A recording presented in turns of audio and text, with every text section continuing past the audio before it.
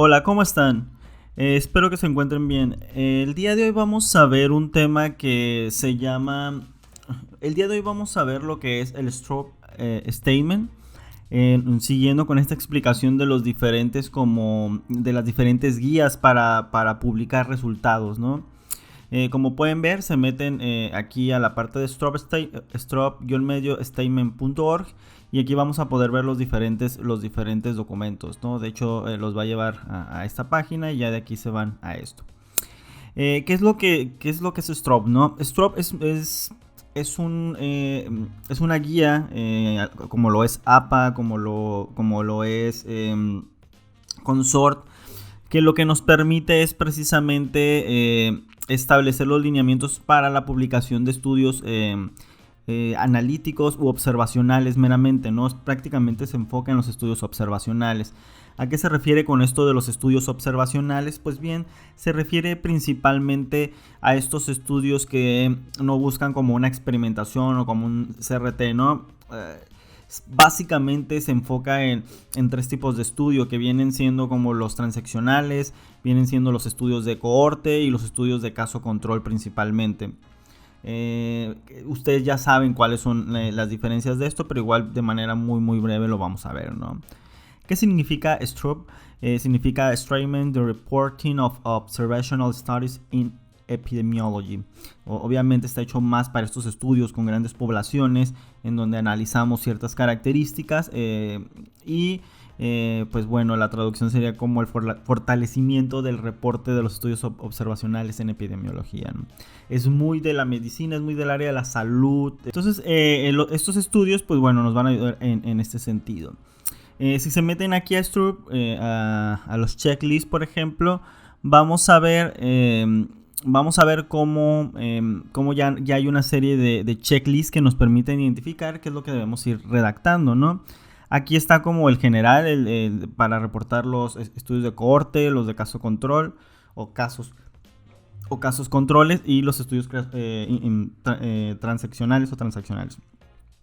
Perdón, transversales, ¿no? Aquí lo que vamos a ver principalmente es cómo establecerlos.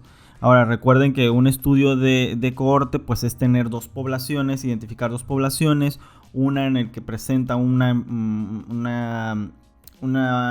variable que queremos observar, una enfermedad o algún fenómeno, y el otro que no, y los comparamos.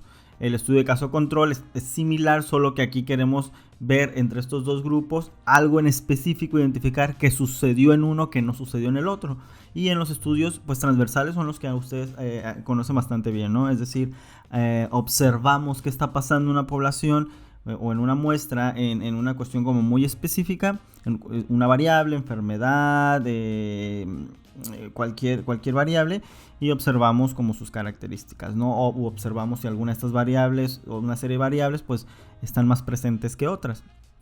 Entonces, como podemos ver, es muy sencillo, ¿no?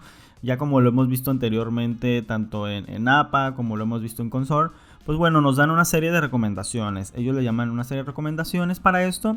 Y bueno, aquí está, ¿no? Lo mismo que ya hemos visto, ¿no? Cómo construir el título y el abstract, la introducción que debe contener, ¿no? Es decir, un background, especificar como el background de la investigación, establecer los objetivos, estableciendo las hipótesis que tenemos como propuestas o predefinidas, establecer el apartado de métodos, ¿no? Es decir, presentar como los elementos clave del diseño, ser como los en dónde se llevó a cabo, ¿no? Como fechas relevantes, periodos de reclutamiento, seguimiento, cómo se recolectaron los datos, obviamente. La parte de los participantes, ¿no? Por ejemplo, en el estudio en el caso de los estudios de cohorte, pues bueno, cuáles fueron los criterios de elegibilidad. En los estudios de caso control, pues igualmente, ¿no? Y pues también en los estudios transversales. Acá también tenemos que definir las variables, no es algo que desconozcan, entonces nuevamente como definir claramente lo que son las variables, dar algunos criterios diagnósticos si se aplican, cómo se hicieron las mediciones, cuáles son las variables y cómo se midieron, ¿no? Si se compararon, si se correlacionaron, qué fue lo que se hizo. Es muy importante este otro punto, es decir, los sesgos o los posibles sesgos. Entonces, ¿qué hicimos como investigadores o qué se hizo en la investigación para evitar este tipo de sesgos? El tamaño del estudio, ¿no?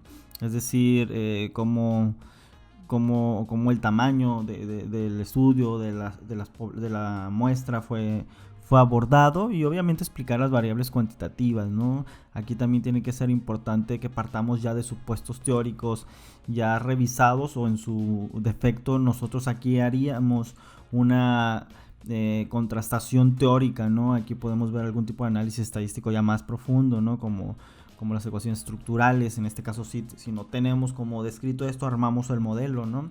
O bien confirmamos el modelo. Y obviamente explicamos ya a detalle todo lo que es los métodos estadísticos en los pasos, ¿no?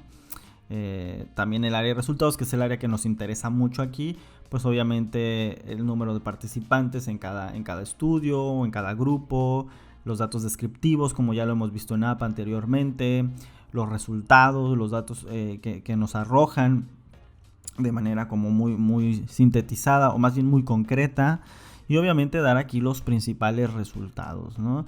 También aquí esta parte es muy importante, identificar si se aplicaron o si se midieron o ajustaron variables confusoras. Eso es muy importante, ¿no?